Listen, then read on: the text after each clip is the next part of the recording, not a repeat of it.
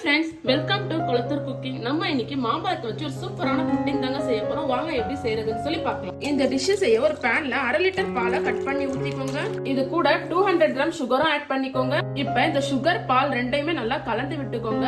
இந்த பால் கொதிக்கிற வரைக்கும் வாங்க நம்ம நெக்ஸ்ட் என்ன செய்யறதுன்னு சொல்லி பார்க்கலாம். ஃபர்ஸ்ட் நம்ம இந்த புட்டிங் செய்யறதுக்கு 10 கிராம் கடற்பாசி ஒரு பவுல்ல போட்டுக்கோங்க. இதுல 1/2 டம்ளர் தண்ணி ஊத்திக்கோங்க. இது ஒரு 10 நிமிஷம் ஊறட்டும். வாங்க நம்ம நெக்ஸ்ட் என்ன செய்யறதுன்னு சொல்லி பார்க்கலாம். இப்ப நெக்ஸ்ட் ஒரு மாம்பழத்தை இந்த மாதிரி தோல் சீவி எடுத்துக்கோங்க. தோல் உரிச்ச மாம்பழத்தை இந்த மாதிரி சின்ன சின்ன பீசஸா கட் பண்ணிக்கோங்க. இந்த மாம்பழ பீஸ ஒரு மிக்ஸி ஜார்ல ஆட் பண்ணிக்கோங்க. இப்ப ஜாரை மூடிட்டு இது நல்லா பேஸ்டா அரைச்சு எடுத்துக்கலாம். வாங்க பாருங்க, நம்ம அரைச்சிட்டு வந்தாச்சு. இந்த மாதிரி நல்லா பேஸ்டா அரைச்சு எடுத்துக்கோங்க. நடுநடுல கொஞ்சம் பீசஸா இருந்தா கூட பிரச்சனை இல்லை. ஏன்னா புட்டிங்ல நம்ம சாப்பிடும் போது நடுநடுல கிடைக்கும் போது நல்லாவே இருக்கும். பாருங்க, நம்ம மாம்பழங்களை அரைச்சிட்டு வரதுக்குள்ள நம்ம வச்ச பாலம் நல்லா கொதிக்க ஆரம்பிச்சிச்சு. நெக்ஸ்ட் இது கூட நம்ம ஊற வச்சிருக்க கடல்பாசி ஆட் பண்ணிக்கலாம். நான் இன்னைக்கு 10 கிராம் கடல்பாசி எடுத்திருக்கேன்.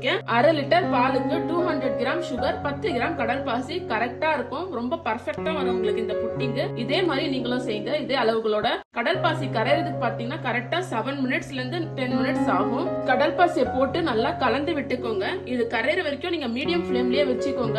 அப்பதான் நமக்கு சீக்கிரம் கரையும். நீங்க நடுநடுல கலந்து விட்டுட்டே இருங்க, இல்லனா கீழே அடி பிடிச்சிடும். இப்ப கடல் பாசி ஃபுல்லா கரைஞ்சதுக்கு அப்புறம் நீங்க ஸ்டவ் ஆஃப் பண்ணிடுங்க. ஸ்டவ் ஆஃப் பண்ணிட்டு நல்லா கலந்து விட்டுக்கோங்க. இந்த மாதிரி கலந்ததுக்கு அப்புறம் நெக்ஸ்ட் நம்ம ஏற்கனவே அரைச்சி வச்சிருக்கோம் இந்த மாம்பழ பேஸ்ட இதை ஆட் பண்ணிக்கலாம். ஸ்டவ் ஆன் பண்ணிட்டு மாம்பழ பேஸ்ட போட்டுறாதீங்க, பால் திரிஞ்சிடும். இப்ப வாங்க இதை நல்லா நம்ம மிக்ஸ் பண்ணிக்கலாம். பாருங்க, இந்த மாதிரி கலந்ததுக்கு அப்புறம் வாங்க நெக்ஸ்ட் என்ன செய்யறது சொல்லி பார்க்கலாம். நான் ஒரு கேக் டின்ல பட்டர் பேப்பர் போட்டு வச்சிருக்கேங்க. உங்ககிட்ட கேக் டின் இல்ல அப்படின்னா டிஃபன் பாக்ஸ் இல்ல பிளேட் இதுல கூட நீங்க போட்டுக்கலாம். அதுல லைட்டா நீங்க எண்ணெய் இல்லைன்னா நெய் தடவிக்கோங்க. இப்ப இந்த மிக்சரை இந்த கேக் டின்ல நம்ம ஆட் பண்ணிடலாம். ஆட் பண்ணிட்டு ஒரு தடவை நல்லா இந்த மாதிரி தட்டிக்கோங்க.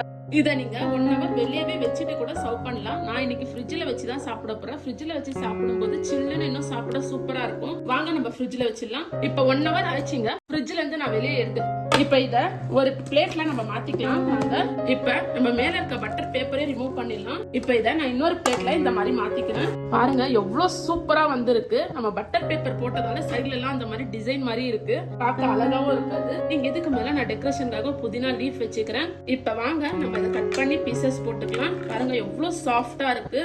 மேங்கோ மில்க் புட்டிங் எவ்வளவு சூப்பரா செம்மையா ரெடியா இருக்கு பாருங்க. இது நம்ம ஜெல்லி ஐஸ்கிரீம் எல்லாம் சாப்பிடுறோம் அதே மாதிரி டேஸ்ட்ல இருக்குங்க. ரொம்ப சூப்பரா இருக்கும். வாயில வச்சதுமே கரைஞ்சி உள்ள போயிடும். அந்த அளவுக்கு ரொம்ப டேஸ்டியா இருக்கும். குழந்தைங்கள்ல இருந்து பெரியவங்க வரைக்கும் எல்லாருக்குமே இது ரொம்பவே பிடிக்குங்க. நீங்களும் கண்டிப்பா இதை செஞ்சு பாருங்க. செஞ்சு பார்த்துட்டு எப்படி வந்துச்சு சொல்லி கமெண்ட்ல சொல்லுங்க. நம்ம சேனல் சப்ஸ்கிரைப் பண்ணிக்கோங்க. அப்படியே நம்ம பேஜோ ஃபாலோ பண்ணிக்கோங்க. தேங்க்யூ.